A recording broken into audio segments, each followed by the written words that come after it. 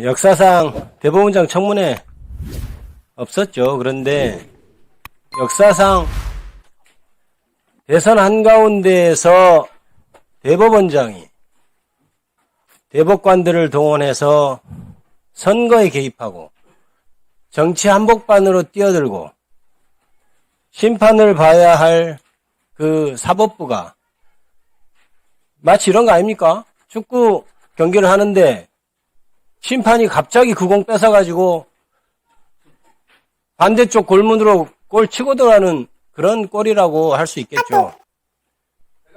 그것에 대해서 잠깐만요. 곽기택 의원 조용히 하세요. 계속 발언하세요. 심판이 그렇게 선수로서 플레이를 하면 안 되는 겁니다.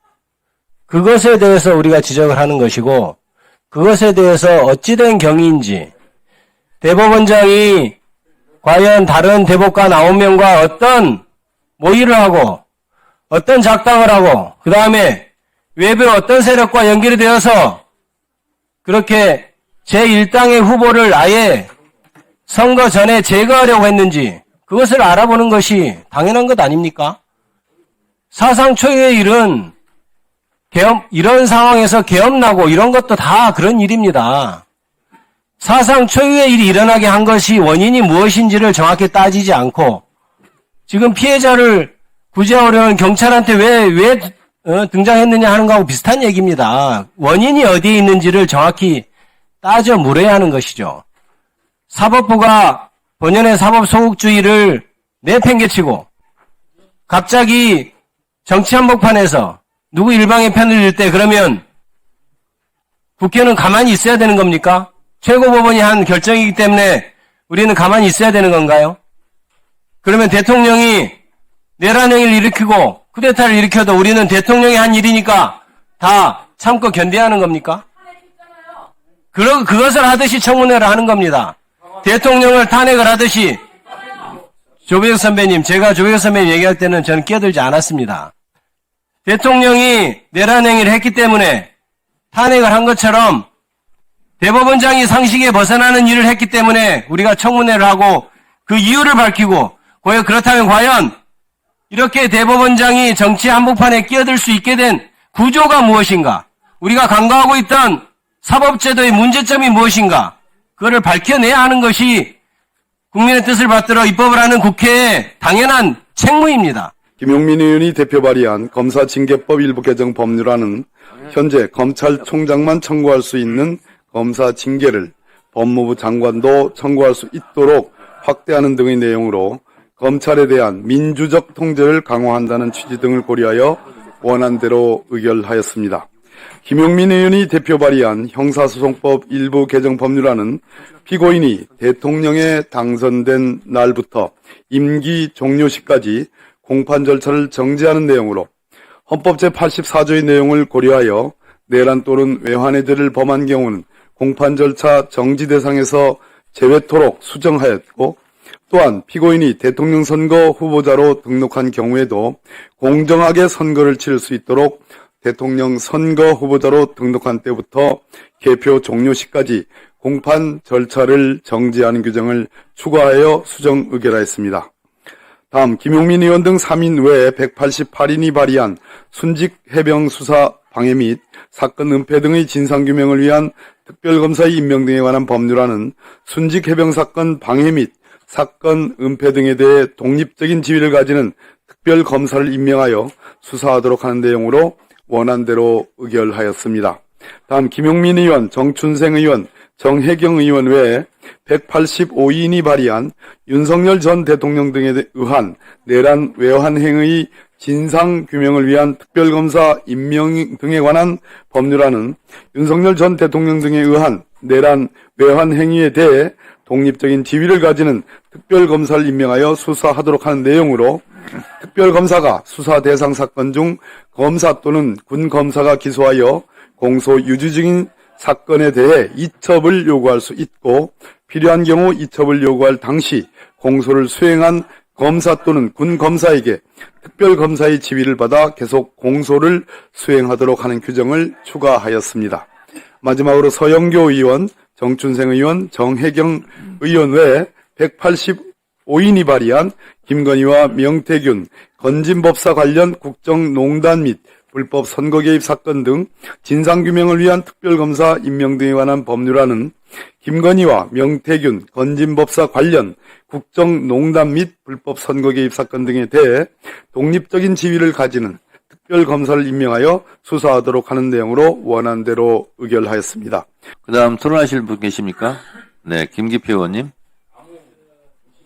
내용 관련해서 의견을 좀 드립니다. 한번 작구를 조금 검토해 볼 필요가 있는 것 같은데요. 306조 제6항을 다음과 같이 신설한 내용이 되어 있고 형사소송법 제306조 형사소송법 일부 개정 김용민 의원 등이 발의한 내용에 대한 겁니다. 수정안이 6항에는 보면 쭉 피고인이 법원은 각호의 구분에 따른 기간 동안 공판 정찰을 정지하여야 한다. 다만 피고 사건이 아니고 피고 사건에 대하여 무죄 면소, 형의 면제 또는 공소기간에 재판을 할 것이 명백한 때 이렇게 돼 있는데 그렇게 되면 조금 뭔가 좀 불확정적인 개념이어서 저는 이거를 제안드립니다. 무죄 면소, 형의 면제 또는 공소기각의 선고를 하는 경우에는 그러하지 아니하다. 그러니까 그런 선고를 하는 경우에는 할 수 있다는 취지로 그렇게 명백하게 바꾸는 것이 좋을 것 같고 그 다음에 1호의 경우에 대통령 선거에 후보자로 등록한 경우 해서 후보자의 등록이 끝난 때부터 개표 종료 시까지라고 돼 있고 2호는 대통령 선거에 당선된 경우는 당선된 때로부터 돼 있는데 사실 이게 낙선한 후보, 당선한 후보 다 적용되는 건데 특히 당선된 후보의 경우에는 1호의 후보자로 등록한 경우를 개표 종료 시까지로 하면 뒤에 당선된 경우에서 당선된 때로부터의 사이에 이격이 있을 수 있어요. 그래서 후보자 등록이 끝난 때부터 당선인이 확정될 때까지 이렇게 해야 1호와 2호 사이 이격이 없습니다. 그래서 그 문구는 좀 조정이 돼야 될 것 같습니다. 지금 김기표 의원이 말씀하신 부분은 당선 확정 때까지 하는 게 맞는 것 같고요. 그리고 그 앞부분에 말씀하신 부분은 불확정성이 있다는 거 아닙니까? 그래서 그것은 공소기각 재판에 이렇게 그냥 하면 될 것 같은데 그러니까 명백을 빼고 공소기각의 재판의 경우 그렇게 하면 되잖아요, 그냥. 예. 그럼 되잖아요. 때는 그러지 않냐. 그렇죠. 그렇게 그냥. 예, 예. 굳이 명백한 이런 거 넣을 필요가 없습니다. 의원님들 무슨 말인지 아시겠죠? 방금 말씀하신 피고 사건에 대해 그러니까 단서 조항인데 피고 사건에 대하여 무죄 면소, 형의 면제 또는 공소기각의 재판을 할 때에는 그러하지 아니하다라고 되어 있는데 이렇게 되면 그 뒤에 이제 재판 정지와 좀 충돌이 있는 것 같아서 재판이 아니라 그 공소기각의 선고를 할 때는으로 예, 맞을 것 좋습니다. 같습니다. 예. 예. 그게 좀 더 명확하네요. 네, 그게 더 명확할 것 같습니다. 네.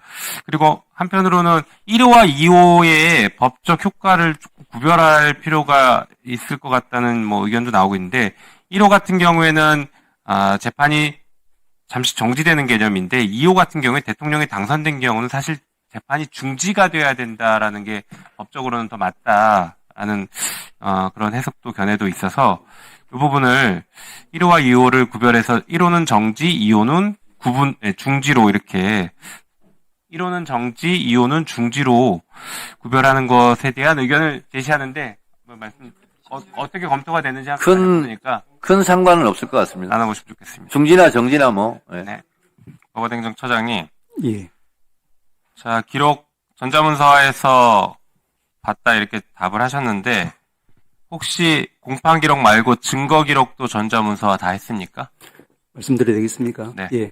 그때 제가, 이제 대법관들, 이제 재판연구관들과 유기적 일체에 대해서 이제 기록을 본다 이렇게 말씀을 드렸지 않습니까? 그때 위원님 거기에 대해서 말씀하신 바가 있고, 아시다시피 이제 대법관과 또 재판연구관을 둔 모든 이제 서양의 이제 국가들은 이제 법률시민, 상고심의 특성상 대법관이 모든 기록을 다 보지는 않습니다. 다만 이제 대법관은 이제 1심과 2심 판결, 상고유서, 답변서, 거기서 나타난 이제 적부한 이제 상고심의 쟁점 이 부분에 대해서 그 관계되는 그런 기록을 보고 그와 동시에 병행해서 전속 혹은 공동조 연구관들이 모든 기록을 보면서 관련 있는 보고를 합니다. 처장님 제 질문은 그게 아니라 증거 기록도 스캔했냐는 게 예, 제일 그거 말씀드리겠습니다. 그러면, 예, 조금 전에 말씀드린 바와 같이, 이제, 저희들이 이제 올해 2025년 10월부터 이제 형사 전자수송은 시작되기 때문에 그때부터 이제 수사가 개시된 사건에 대해서 정식으로 형사 전자 기록화가 됩니다. 다만, 그전에는 이제, 자, 그렇죠. 기록부는 편의상, 네. 예, 하는데, 말씀하신 것처럼 저희 대법원에서는 올해 이제 6월부터, 그렇게 이제 전자사보나, 즉, 복사, 네. 스캐닝 하기 때문에 지금 이제 이번 사건을 포함해서 기존에 이제 상고심에 접수된 사건은 네. 공판 기록은 이제 스캔이 되지는 않는 상태고 다만 수사 단계에서나 또 1심, 2심 단계에서 이제 스캔한 그런 기록은 저희들이 이제 기록 전자로 되어 있을 겁니다. 그렇게 지금 통일이 되어 있지 않은 상태입니다. 다시 말해서 증거 기록은 스캔을 대법원에서는 하지 않았다라는 거네요, 결론적으로는. 그리고 그게 스캔화 되어 있는지 전자문서화 되어 있는지 지금 확인이 안 되고 종이 기록일 수도 있는 것이고요. 그러니까 종이 기록을 복사한 적은 없다고 그러니까 1심과 2심에서 그 부분을 갖다가 그러니까 말씀드리면 자, 1심이나 2심에서 잠깐만요. 예. 제가 시간이 없으니까 그럼 그 부분은 확인해서 조금 이따 다시 말씀 주시고 명확하게 예, 여기서 지금 팩트 틀리시면 안 됩니다. 다음번 청문회 때 이게 중요한 쟁점이 될 것 같은데 다르게 말씀하시면 안 될 것 같습니다. 그러니까 분명히 확인하시고 답을 주세요. 예. 자, 그리고 조금 전에 말씀하셨는데 우리 국민들이 들으시면 큰 충격일 것 같습니다. 대법관들은 기록을 다 안 보고 일부만 보고 재판한다? 이 말을 일반 국민들한테 받아들이라고 지금 얘기하시는 겁니까? 일부 자, 내가 지금 대법원에서 재판을 하고 있는데 지금 수많은 사건이 연간 10만 건 이상 있죠? 4만 건 이상. 4만 건 이상. 네. 접수되는 사건이. 예. 그 많은 사건에 지금 재판이 걸려있는 원피고 하면 8만이 될 수도 있고 공동피고인 하면 뭐 10만이 될 수도 있겠죠. 이런 사람들이 지금 대법원에서 재판을 받고 있는데 대법관들이 내 사건 기록을 안 본다. 이거 얼마나 충격적입니까? 그런데 대법원이 하는 판결을 믿어라. 게다가 대한민국 최고법원이고 모든 재판부를 모든 법원을 기속하는 판결을 하니까 기록은 안 봤지만 내가 한 판결은 믿어라. 내가 한 판결은 따라라. 지금 이거를 얘기하시는 건데 너무나 충격적입니다. 그래서 물론 대법관 수가 지금 부족하니까 그럴 수도 있겠죠. 사건은 많고 대법관 수 늘리면 됩니다. 법원이 왜 반대하는지는 모르겠지만 대법관 수 늘려가면서 필요한 전문 법원으로 나누고 해서 이번에 사법개혁 제대로 해야 될 것 같습니다. 그래서 적어도 대한민국에서 재판을 받는 국민들은 판사가 내 사건 기록은 꼼꼼히 보고 판결한다. 라는 신뢰는 이제 확보해야 되는 거 아닙니까? 기록을 제대로 안 본다는 얘기는 내가 주장한 것도 안 봐도 된다는 겁니다. 기록을 지금 대법관들이 어떤 건 보고 어떤 건 안 보고 쟁점에 따라서 달리 볼 수 있다고 하셨는데 그거는 법원의 입장인 것이고요. 그러지 않습니다. 국민 입장에서는 그 기록이 경우에 따라서는 판사가 안 봐도 되는 기록으로 분류돼버리면 내 주장이 아예 읽히지도 않는 주장이 될 수도 있는 것입니다. 그렇지 않습니다. 그렇지 않지 않습니다. 지금 말씀하신 것으로는 기록을 다 안 봐도 된다고 하고 그리고 그 기록은 대법관이 직접 봐야죠. 재판 연구관이 본 기록을 가지고 거기서 요약한 걸 가지고 어떻게 재판을 합니까? 그것은 재판 연구관의 어떤 견해가 들어갈 수 있는 것이죠. 상고위원은 자, 그건 조금 이따 더 말씀하시고 답변하시고요. 그리고 아주 중요한 문제가 하나 있습니다. 한덕수 국무총리가 5월 1일 날 4시에 사퇴를 해요. 3시에 이재명 대표 선거하고 4시에 사퇴하는데 그 전날부터 사퇴 엠바고를 걸어놨습니다. 이거 알고 지금 사퇴하는 거 아닙니까? 저는 법원의 판결을 미리 알고 1분 더. 법원의 판결을 한덕수가 미리 알고서 전날 사퇴하기로 하고 엠바고 걸어놓고 다음날 3시 판결 이후인 4시에 사퇴 기자회견 한 거 아니냐는 거예요. 금시 조문입니다. 한번 확인해 보십시오. 이게 어떻게 이런 일이 벌어졌는지 전 매우 이상합니다. 수상합니다. 한덕수가 왜 굳이 국무총리직을 버리고 나와서 출마했을까 너무 이상한데 나와서 지금 하는 얘기도 개헌하겠답니다. 지금도 개헌만 하고 임기 끝내겠다 이런 얘기 지금 계속하고 있는데 왜 그럴까? 공교롭게도 3시에 전원합의체 판결하고 4시에 사퇴 기자회견 했는데 보니까 그 전날부터 엠바고를 걸어놨어요. 내일 4시에 내가 기자회견 하겠다. 사퇴 기자회견 한다. 그러면 그 전날이면 이미 대법원 전합책 결론 알고 있었던 것이고 그거에 따라서 나와서 이재명 후보를 대법원에서 알아서 낙마시켜주면 한덕수가 자연스럽게 국힘이랑 단일화해서 후보 되는 거 아니냐, 대통령 되는 거 아니냐, 이런 계산으로 나오지 않았냐 의심스럽다는 겁니다. 있을 수 없는 일이고 금시초문입니다. 소장님, 예. 지난 어린이날에 윤석열이 개 산책을 했습니다. 혹시 보셨습니까? 다시 한번 말씀 개를 끌고 산책하는 모습이 공개가 됐어요. 보셨습니까? 못 봤습니다. 언론 보도를 좀 보셔야 됩니다. 윤석열이 보리밥집에 가서 먹고 밥도 먹기도 하고 어린이날에는 개를 끌고 산책하는 모습이 보도가 됐어요. 자, 내란 우두머리 법정형이 뭡니까? 사형 무기 맞잖아요. 예. 이거는 강도살인이라든가 강간살인범에 해당하는 이런 흉악범들이 저지를 때 그런 법정이 나와 있는 거잖아요. 그런데 윤석열이 한가롭게 그 한강을 거닐었다는 거 어떻게 생각하세요? 위원님 잘 아시겠지만 모든 피고인들 무죄 추정 원칙이 있기 때문에 확정되기까지는 일단 저희들은 법적으로는 그렇게 취급할 수밖에 없습니다. 아니 그런 강도살인, 강간살인 저지른 흉악범이 거리를 막 돌아다녀도 괜찮습니까? 보통 의견 구속 국민들은 불안하게 하겠죠. 특히 어린이날에. 예? 이게 다 윤석열 법원에서 구속 취소한 것입니다. 제가 지난번에 처장님께 여쭙지 않습니까? 지기현 재판부 휴가냐 확인해서 말씀하신다고 했죠. 휴가 갔습니까? 추가라면 확인해 보겠습니다. 아니 4월 25일 끝나고 5월 10일 날 2주간 쉬었는데 예. 왜 쉬었는지 말씀해 주셔야 하잖아요. 왜 쉬었습니까? 미처 아직 확인이 되지 못했습니다. 아니 제가 지난번에 말씀드렸잖아요. 박근혜 재판은 한 달에 16번, 일주일에 4번씩 재판하는데 지기현 재판은 한 달에 2번, 3번 이렇게 한가롭게 재판을 해가지고 언제 끝나냐고요. 지금 증인이 몇 명입니까? 500명 넘는 거 아닙니까? 예. 이거 어떻게 할 것입니까 이거? 재판부에서 적이 처리할 것이라고 믿습니다. 아, 재판부 믿으면 안 되는 상황입니다, 지금. 재판부 믿었다가 5월 1일 날 그렇게 전원합체 판결이 나온 거예요. 저희들은 법조인으로서 30년간 이런 판결을 본 적이 없어요. 예? 아니, 지난번에 말씀드린 것처럼 정말 내란을 막아낸 이재명은 빛의 속도로 악착같이 유죄를 만들려고 하고 내란을 저지른 윤석열은 느긋하게 한강공원 계산책하게 만들고 이게 법원이 할 일입니까? 그러니까 법원을 못 믿는 겁니다. 예? 정말 더 황당한 것은 5월 1일 날 오후 3시 반에 선고했죠. 예. 그런데 다음날 오후 6시가 되기 전에 사건 기록 배당, 송부, 칠부 배당, 공판기일 지정까지 싹 끝났어요. 이렇게 지정되는 사례가 있었습니까?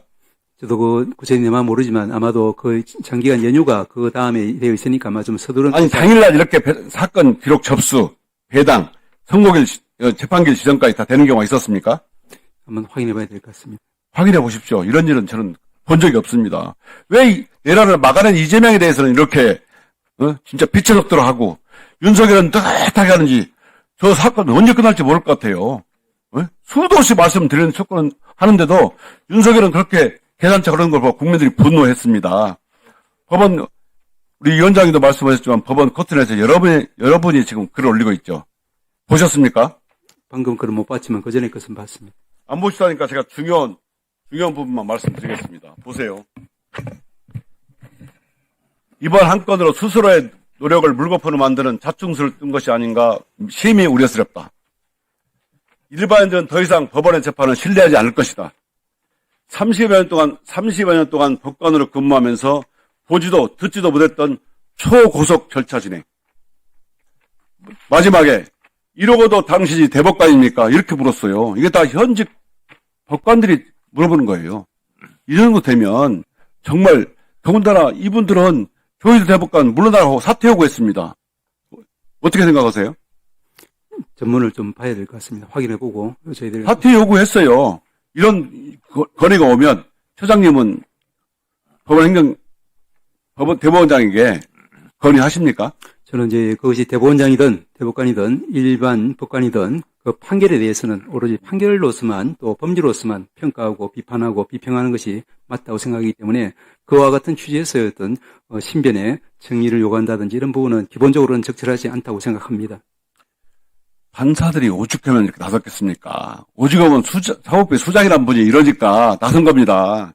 판사들이 내란 우두머리 윤석열은 이렇게 놔두고 이재명 대표는 이렇게 법정 선고도 재판기를 잡고 그것도 5번에 했고 이런 걸 참을 수가 없어서 대법원 상계 개입을 규탄하는 겁니다. 이러면 신뢰가 무너진다.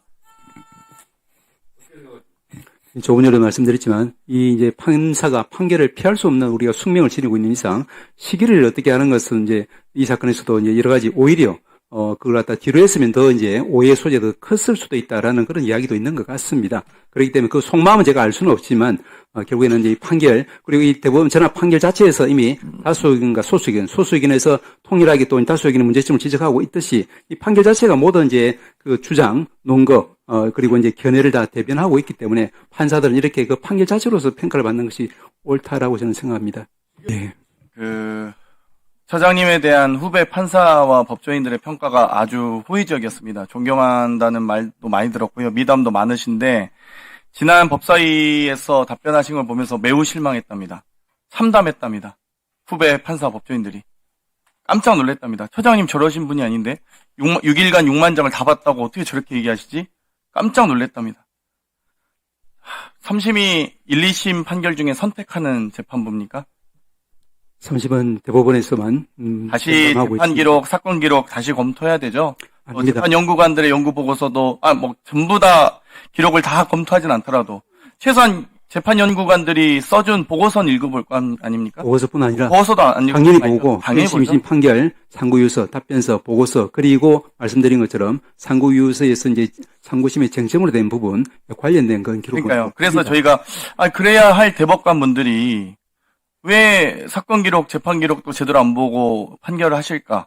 이런 거에 대한 당연한 의문점이 있는 겁니다. 이례적인 일들이 너무 많이 있었고요. 그러면 재판 연구관들의 보고서는 보통 등록이 되고 공유가 되죠. 대법관 분들이 다 보실 수 있잖아요. 대법관들이 다 보고 공유하고 있습니다. 예. 근데 이 이재명 대표와 관련된 후보와 관련된 재판 연구관들의 보고서 보셨습니까, 차장님? 저는 당연히 이제 그걸 수 있는 대법관이 행위이기 때문에 볼 수는 없습니다.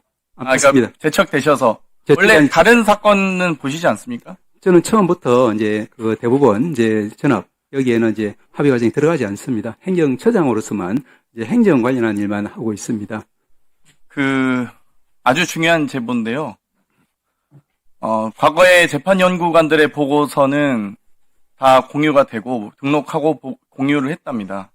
근데 이재명 후보와 관련된 유독 이 보고서만 공유를 안 했다고 하거든요. 확인해 보시겠습니까, 혹시? 그 부분은 재판 연구관들이 등록하는 사이트 있으시죠? 제가 대법관 할 때는 당연히 이제 그거를 이제 접촉할 그렇죠. 수 있는데 다만 조금만 말씀드리면은 이제 대법원에서 이제 그렇게 조치를 했다고 하면 그건 재판부로서 즉 전원합의 재판부로서 그런 이제 조치를 뭐 예를 들면 보안을 조금 더 강화하기 위해서 그렇게 했을 수도 있는데 말씀드린 연구관들 10여 명을 조희대 대법원장이 별동대로 조직을 해서 아주 폐쇄적으로 운영하고 해당 보고서를 공유도 안 했답니다. 그 10명 제가 재판 연구관 다 호명할까요? 그렇고 싶진 않습니다만 처장님 이거는 분명히 지적하고 해야 됩니다. 다른 여러 사건에 대해서 재판 연구관들의 보고서를 다 등록 시점도 한번 보세요. 등록하고 다 공유하는데 이 사건만 이례적으로 공유도 안 하고 재판 연구관을 따로 별동대 10명 조직해서 했답니다.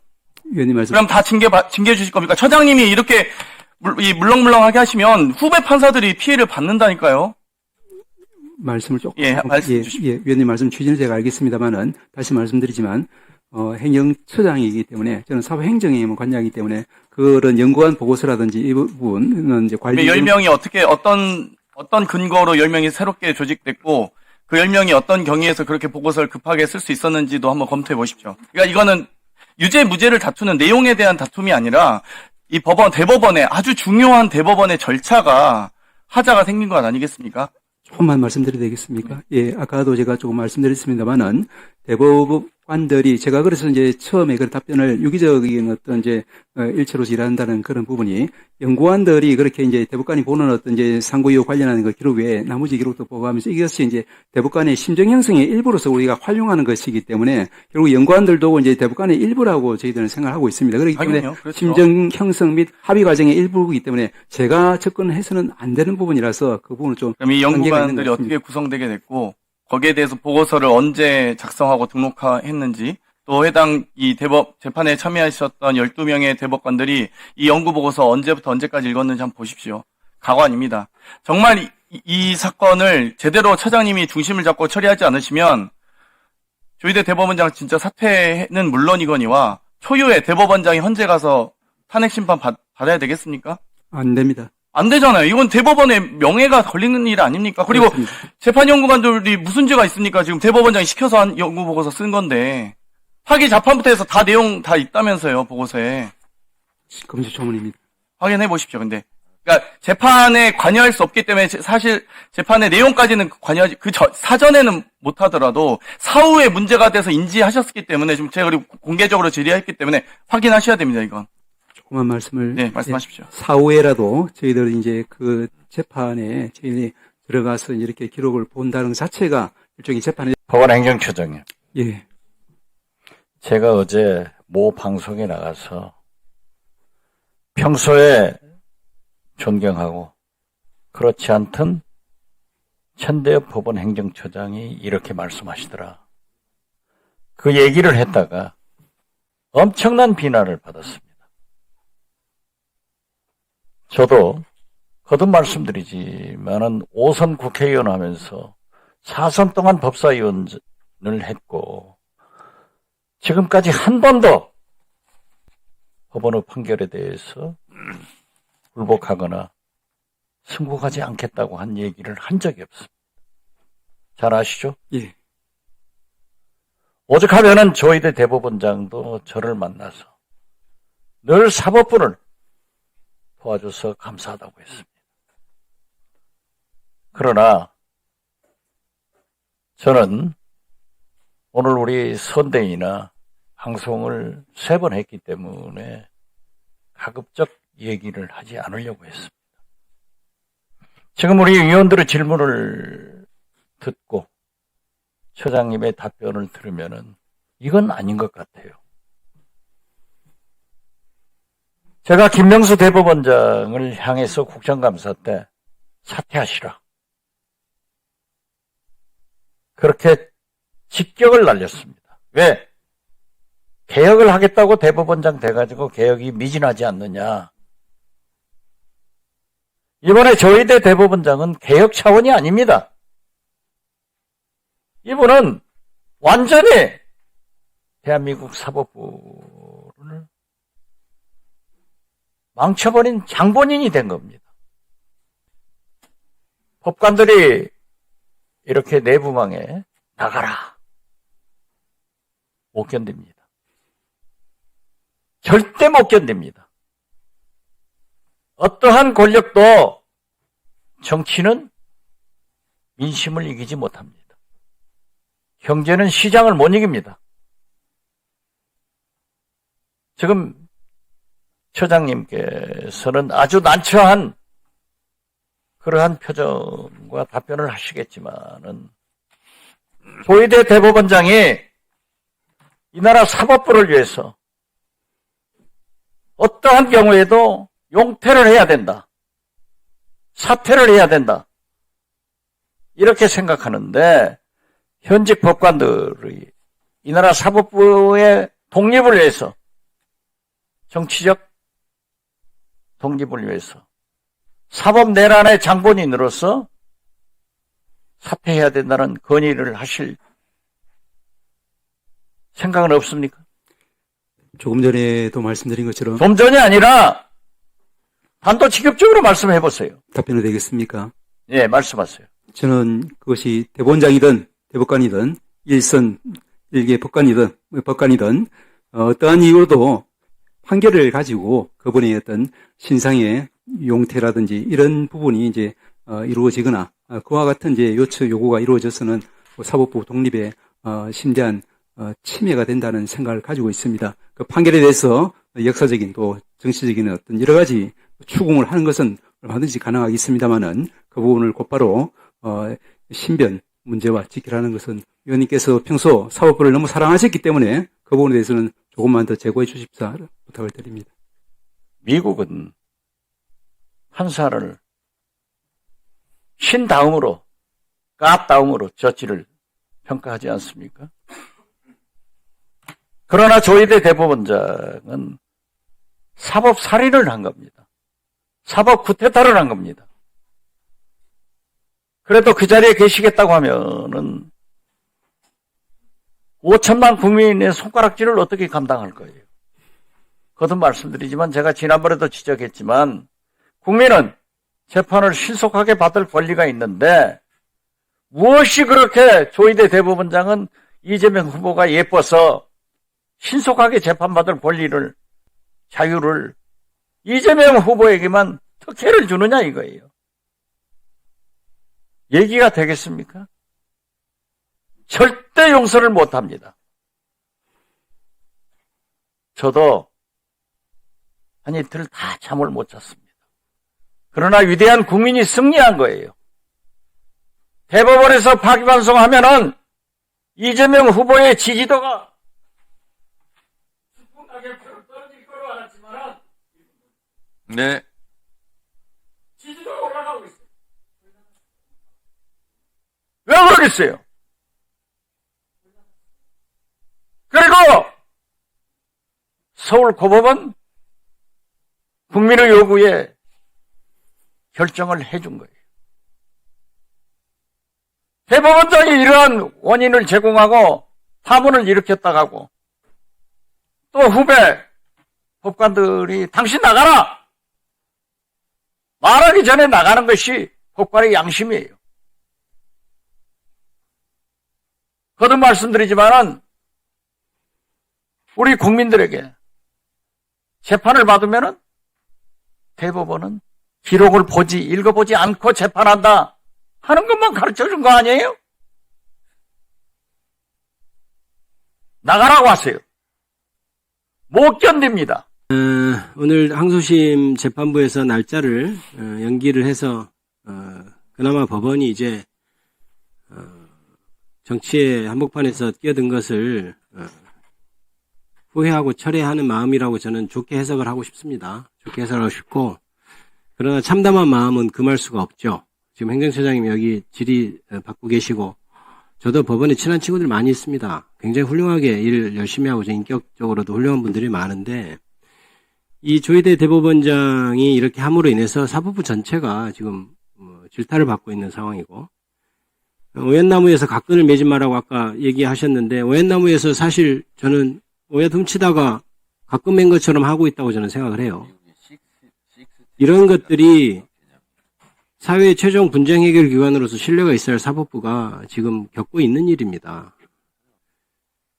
그리고 행정처장님께서는 판결로 인해서 사태를 운운하는 것은 사법부 독립을 저해하는 일이다 이렇게 말씀하셨는데, 심판을 해야 될 사람이 선수로 뛰니까 야 부정선수 나가 하니까 나 심판인데 이렇게 하는 거하고 똑같은 말인 것 같아요. 저는 사법부가 하신 일을 생각해야죠. 조희대 대법원장이 일으킨 일, 그리고 거기에 정말 전 이해할 수가 없는 게 대법관식이나 되는 분들이 9명이나 되는 사람이 그렇게 동조해서 일어난 일, 그리고 그 판결문 보십시오.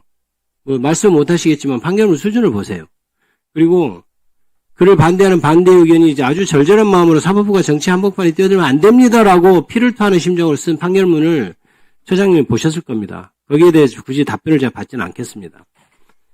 이렇게 사법부 전체, 국권이 서 있어야 할 사법부, 사회의 최종 분쟁을 최종적으로 해결해 줘야 할 사법부가 이제 정치 한복판에 나와서 저 사람도 무슨 땅 쿵쿵 있어서 저런 판결하네 이렇게 국민들 생각을 하게 됐어요.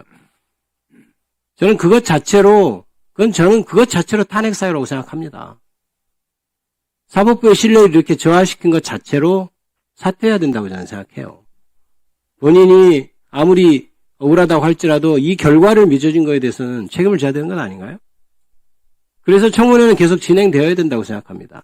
어떻게 된 상황인지, 왜 도대체 묵묵히 일선에서 열심히 일하는 판사들을 저렇게 모욕감 느끼게 만든 일이 벌어졌는지를 저는 명확히 확인하고 규정해야 된다고 생각을 합니다. 심지어는 그런 조롱까지도 있었잖아요. 상고이유서 제출기한 20일 그것도 안 지킬 거다. 세상에 대법원이 20일 안 지킬 거라고 생각하는 건 저도 법조이지만 그런 상상을 할 수가 없잖아요. 그런데 그게 그렇게 될 거라고 현실로 다들 믿었어요. 그게 될지 안 될지를 떠나서 이미 대법원은 그런 기관이 되어버렸습니다. 법을 확인하고 선언해야 될 대법원이 그 규정도 안 지킬 거다. 이렇게 사람들이 생각을 해버렸단 말입니다. 거기에 책임을 져야죠. 만약에 자기는 중심을 했는데 이런 결과가 벌어졌다면 그 대법원장이 그 정도 판단 하나 못합니까? 그것만으로도 책임을 져야 된다고 생각해요. 그래서 제가 행정처장님께 몇 가지 저는 청문회를 진행하기 위해서 몇 가지 묻습니다. 결론이 뭡니까? 기록을 봤다는 건가요? 안 봤다는 건가요? 제가 했던 것처럼 했을 거라고 추측합니다. 저는 아까 말씀드린 것 이게 하드카피로 복사는 안 됐죠, 기록이? 몇만 페이지 된다고 하는데요. 다 전자 스캔했다는 거죠. 스캔은 아까 말씀드린 것처럼 이제 대법원에서의 이제 제출된 문건은 스캔이 되기 실습으로 지연이고요. 자, 아까 죄송합니다. 시간이 없어서 제가 자꾸 답변을 끊는데 이게 저 핵심입니다.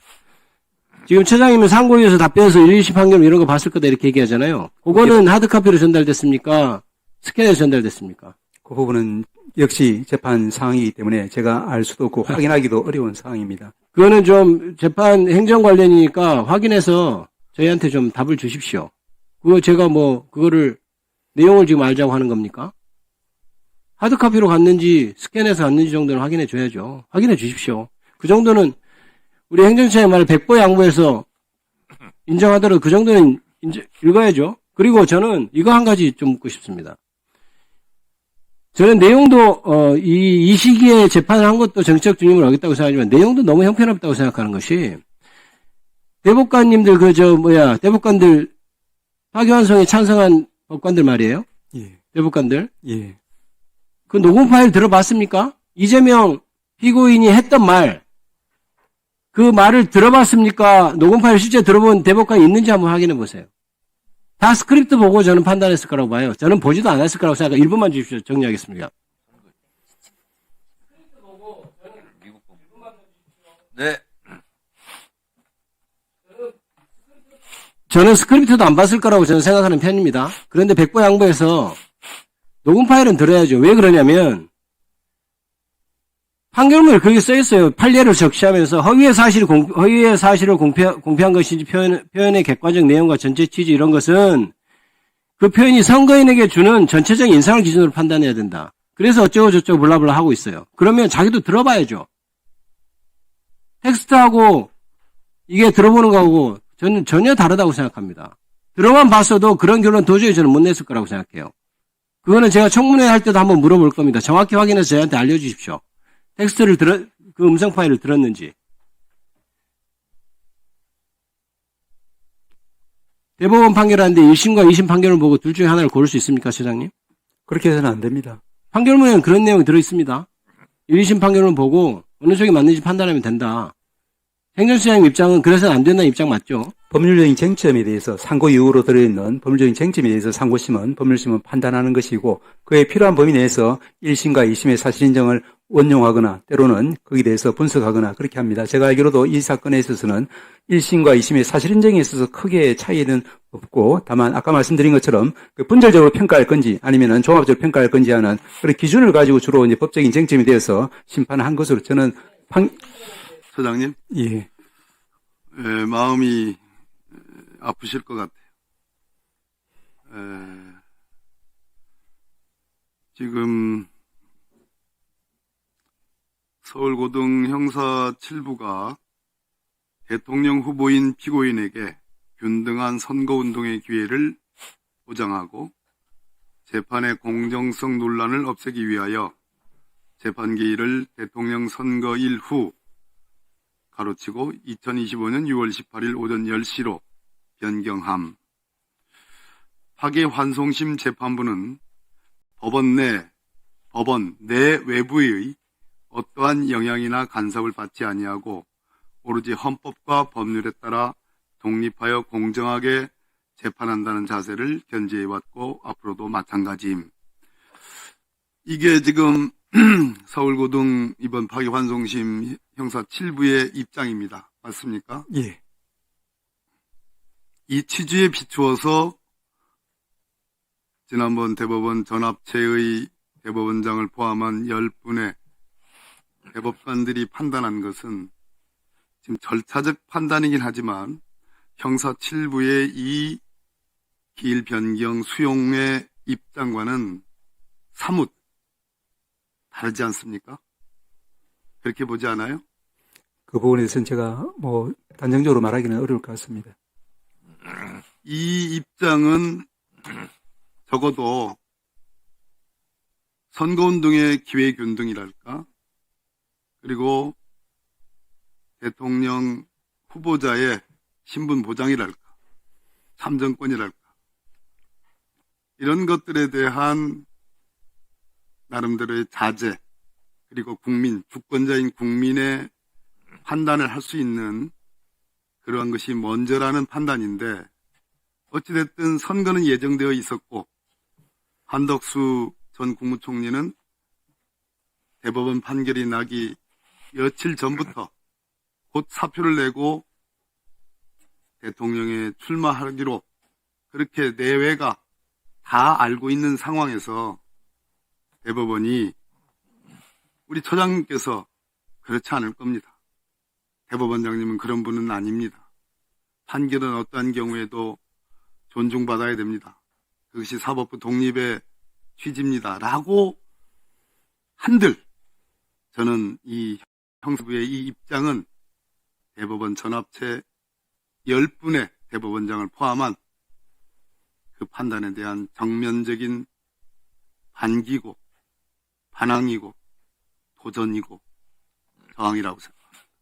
그것은 하급심, 서울고등이라는 사실심의 최종심의 일선 재판부가 그래도 우리 법원이 지켜오려고 했던 1차, 2차, 3차 사법파동에서 보여줬던 그 기계와 사법부 독립에 대한 의지를 저는 천명했다고 보는 거예요.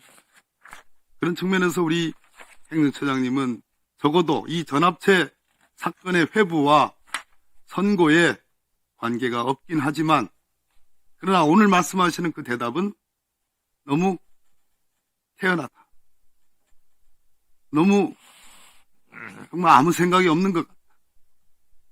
전국에서 들불처럼 우리 법관들이 조희대 대법원장이 원했던 이 판결의 목표가 달성되기는커녕 오히려 지금까지 유구히 흘러왔던 사법부 독립의 정신과 의지가 오히려 거꾸로 훼손되고 결과적으로 정치권에 의해서 사법개혁이라는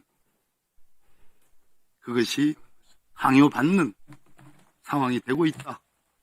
저는 이 점에 대해서 우리 법관들이 가만히 있지 않을 것 같아요. 진심으로 드리는 말씀. 그런 측면에서 우리 처장님께서 대법원장께 돌아가셔서 이 사건의 추이와 상황이 간단치 않다. 국민 여론이 용납을 하기 어렵다. 일선 법관들이 가만히 있지 않을 것이다. 저는 그런 여론을 전해주실 생각이 있으십니까? 위원님 말씀처럼 제가 행정처장으로서의 제 직무에 대해서는 저도 언제나 과거에 그랬던 것처럼 지금도 앞으로도 충실히 하겠습니다. 그리고 이제 고등법원 그 재판부의 그 결정, 기일에 관한 결정도 당연히 그 재판부의 결정으로 존중되어야 한다고 저는 생각하고 있습니다. 그렇지만 이제 원칙으로 돌아가서는 아까도 말씀드린 것처럼 그 재판부의 결정, 판결을 비롯해서 모든 판사, 대법원장이든 대법관이든 일선 법관이든 똑같이 그 판결에 대해서는 기본적인 이제 존중을 받고 그 판결에 대한 어떤 역사적인 그리고 이제 이런 책임을 묻는 것이 우리 사법부의 독립을 위해서는 사실은 개별적인 이제 판결에 있어서 혹시 당부당이 있다 하더라도 크게 우리가 사법부의 독립을 과거에 얻었던 시절에도 그래도 지켜나갔고 앞으로 지켜나가기 위해서는 그런 부분에 대해서는 조금 존중이 더 필요하지 않나 하는 그런 생각은 말씀드릴 수밖에 없을 것 같습니다. 예, 오늘은 뭐 지난번처럼 웃음이 나오지는 어려울 것 같아요. 결제는 장관께서 하신 거잖아요. 결제는 안 하지 않습니까? 그냥 제가 보고받고, 다 그렇게. 한동훈 전 장관 닮아가는 것 같아요. 예? 지금 한동훈 전 장관 닮아가는 것 같아요. 결제 사안인지 보고 사안인지 모르겠으나, 그러면 이렇게 이 법안에 대해서 법무부의 의견이라고 오늘 제출된지 모르겠지만, 이것이 그럼 장관의 의사와 다릅니까? 저는 이 법안에 반대한다는 의견은 확실합니다. 예. 비슷해지네, 점점점. 예. 점점 비슷해져요, 한동훈 전 장관. 저는 뭐 한 장관이 자, 어떻게 말했는지 모르겠어요. 장관님, 이 의견에 반대하는 건 알겠는데 그 구체적인 근거로 범죄의 도피처라고 하는 이 의견에 장관님 결재가 없다 하더라도 보고 받았습니까, 일단? 이런 용어를 쓴 문서를 제가 읽어보고 뭐 했는데 이 관점에 읽어보셨죠? 그러면 그게 장관님이 법무부 장관이고 장관님의 의견 아니에요? 뭐 그렇게 해석하시면 그렇다고 뭐 제가 인정하겠습니다. 그런 표현이 어디 있어요? 법무부 장관 아니, 이름으로 법무부 이름으로 그건 돌아다니는 무게 있게 책임감 있게 이거 다 법무부 누가 장관의 기한을 했는지는 모르지만 법무부의 이름으로 더군다나 예. 법안 아니니까 대한민국 법률 아니에요. 법무부 그 의견으로 법률안에 대해서 적어도 법무부의 의견이니까 네, 법무부 이 안에 표현되어 있는 것은 누가 기한을 했든 간에 내 권한이고 책임입니다. 라고 하는 게 맞지. 제가 말씀드리지 않습니까? 맞습니까? 법무부 의견입니다. 맞아요? 예, 법무부 의견입니다. 법무부 의견이죠. 예. 근데 기한은 누가 했어요? 그건 제가 정확하게는 모르겠습니다. 형사기획과장하고 친합니까? 내 말 좀 이상하긴 하지만 형사기획과장하고 좀 불편한 관계라고 난 그런 얘기를 들었는데 맞아요? 형사기획과장하고 제가 왜 불편하지 않다. 그러면 이게 제가 볼 때는 형기과장이 기한을 했을 가능성이 높은데 그렇습니까? 제가 그걸 지금 공공형사과에서 했는지 형사기획과에서 했는지 지금 요 안이 제가 잘 모르겠습니다. 예. 아니면 장관님 법제과에서 우리 헌법과 법률에 의해서 최종심 법원에 의해서 기소된 사건이 확정되기 전까지는 인듀비오 프로레오 의심스러울 때는 피고인의 이익으로 무죄 추정의 원칙 이런 것을 부정합니까? 아닙니다. 근데 왜 범죄의 도피처라고 인정을 하시죠? 지금 처벌하지 않는다는 게 아니잖아요. 공판 절차를 잠시 중단한다는 의미인데 왜 그걸 제가 지난번에 범죄의 도피처로 표현해야 됩니까? 지난번에 의원님께서 말씀하셨을 때 제가 말씀드린 건데 대통령의 더더군다나 저 뒤에 있는 법무부 대해서 차관은 이거는 특정 후보를 겨냥한 것이 아니다. 네. 특정 후보를 겨냥한 것이 아니다라고 그랬습니다. 앞으로 전 세계적으로 재판받는 현직 대통령이 많아요. 그래서 미국 같은 경우는 공소기각을 했지 않습니까? 나라 국정의 운영의 안정성과 연속성을 위해서. 그런데 검찰이 혐의를 줘가지고 수사를 한다든지 혐의를 줘가지고 기소하면 그것은 범죄와 범인이 확정되는 겁니까? 장관의 머릿속에는 그 정도밖에 안 들어가 있어요? 헌법 지식과 형법과 형사소송법, 형사법 체계에 대한 지식이 그런 겁니까?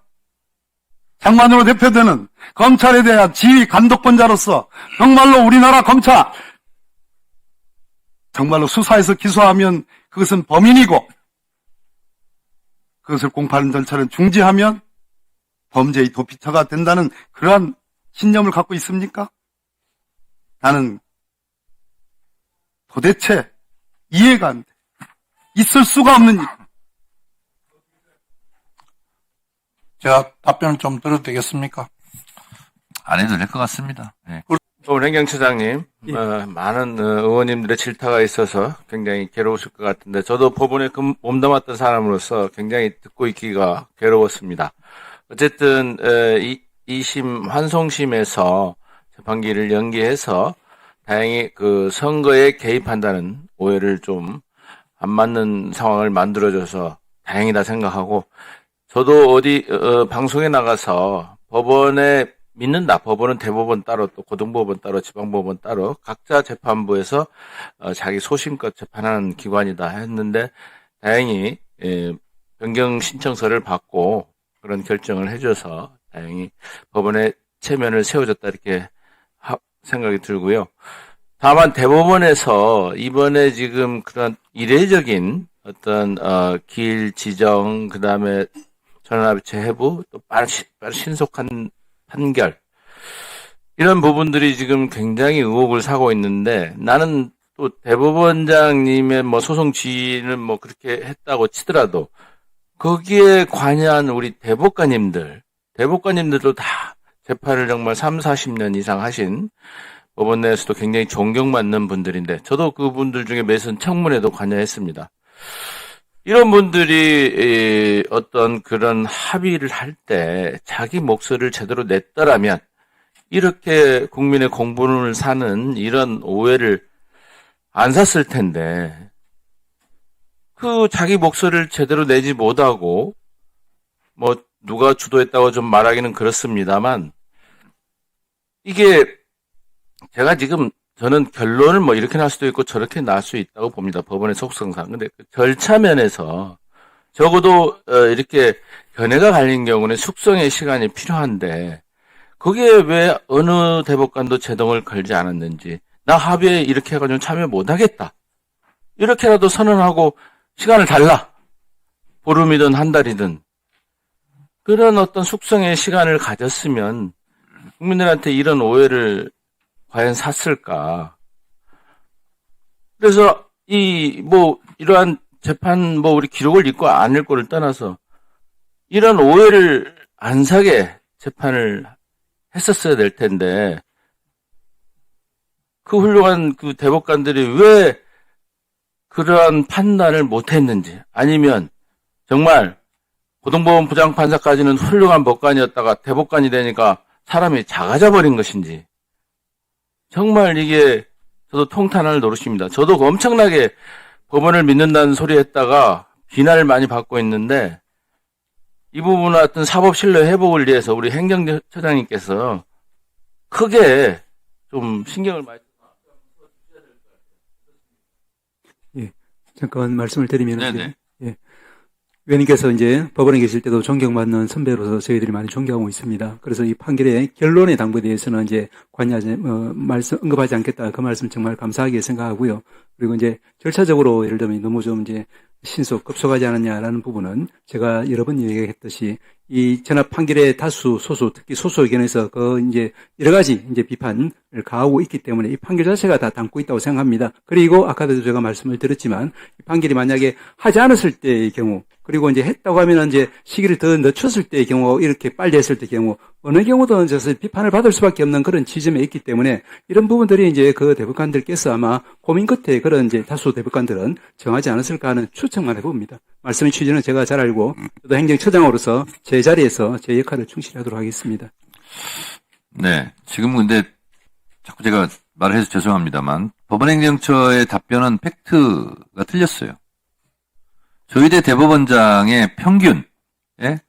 뭐 파기환송심이든 고등법원에서 올라와서 처리하는 게 보통 90일 안팎이었어요. 그냥 90일만 지켰으면 돼요. 누구한테 비판하거나 비판받을 일이 없어요. 근데 왜 이재명 재판만 36일로 땡깁니까? 조희대 대법원장이 취임하고 나서요, 고등에서 대법까지 그 재판 기일이요, 평균 기일이 더 늘어났어요. 전임 대법원장 체제보다 90일 이상 더 걸린 문제를 왜 유독 다른 것은 90일 이상 끌었으면서 이것만 왜 36일째 기어코 해야만 했는지, 관례를 깬 것은 불공정하다고 사람들이 생각합니다. 그리고 본인 말대로 633 지키죠. 왜 안 지켜요? 그 633의 마지막 3이 30일입니까? 3개월입니까? 3개월이잖아요. 법원행정처장 맞죠? 3개월입니다. 근데 왜 3개월 안 지키고 30일 만에 하냐고요. 그러니까 본인이 한 633 원칙도 안 지킨 거예요. 다른 일반적인 대법 판결은 3개월로 하고 이재명은 30일로 한다. 그러니까 불공정한 거예요. 그것도 대선 후보에게. 그것도 대선 선거 운동 기간 20일 남짓에 5번을 재판정에 나와라. 그리고 9일 만에 초고속 울트라 캡숑 인터넷망보다 더 빠른 속도로 재판하고 또 고부에 내려보내고 그리고 왜 우편 송달 안 합니까? 본행정심 보통 우편 송달하잖아요. 근데 왜 이재명 이 사건만 집행관을 내가지고 송달 서류를 갖고 따라다니면서 이재명에게 받아라 이렇게 파발마처럼 뛰어다니면서 이렇게 받으라 합니까? 다른 사람 다 우편 송달하잖아요. 근데 왜 이재명만 왜 우편 송달 안 하고 집행관 직접 파발마처럼 뛰어다니면서 받으라고 하나요? 그러니까 후보직 박탈하려고 하는 거 아니냐 이렇게 의심을 할 수밖에 없는 거예요. 행정처장님, 예. 대법원장의 속셈을 처장은 말하지 않겠지만 말할 수 없겠지만 다 알아요. 국민들은. 한 가지만 말씀. 대법원 사법부의 신뢰가 떨어졌다고 그러는데 신뢰를 회복하는 방법 제가 가르쳐 드릴게요. 조희대 대법원장 사퇴. 그것이 사법부의 신뢰 회복의 시작입니다. 어쨌든 파기환송심에서 대선 이후로 재판을 미룬 것은 다행이라는 생각이 듭니다. 예. 뭐 경위가 어쨌든 국민의 상식에 부합하는 결정을 내려준 것은 참 다행이라는 생각이 듭니다. 그런데 22일 그 선거 기간 동안 다른 사건 재판은 어떻게 되는 겁니까? 4건이 그러니까 위증교사 그리고 대장동 사건 2건. 지금 그것도 연기됐습니다. 대장동. 그러면 지금 속보 위증교사는 떴어요. 위증교사도 이중교사는 아직 안 떴고요. 안 했습니까? 그건 1심에서 무죄가 났던 사건인데 그런 것들도 계속 진행해야 하는 것인지 한번 좀 일선 재판부에서 한번 살펴주면 좋겠다는 생각이 듭니다. 제가 드릴 수 있는 답변은 예. 그와 같은 각 재판부의 기일 변경 결정에 대해서는 저희들이 존중해야 된다는 점, 남은 재판부의 결정, 어떤 결정도 저희들이 존중해야 된다는 그 점 말씀드릴 수 있겠습니다. 그래도 그 어떤 유무죄에 관여라는 것도 아니고 이런 대선의 시기에 사법부 전체가 오해를 받고 비판을 받을 여지가 있는 이런 일정 지정에 대해서는 한번 좀 재고해 보도록 역할을 해주시는 것도 필요하지 않을까. 안 그러면은 행정처나 또 법원장님이라는 그 존재가 왜 필요할 것인지 그것도 한번 좀 생각해 주시면 좋겠습니다. 고민해 보겠습니다. 예.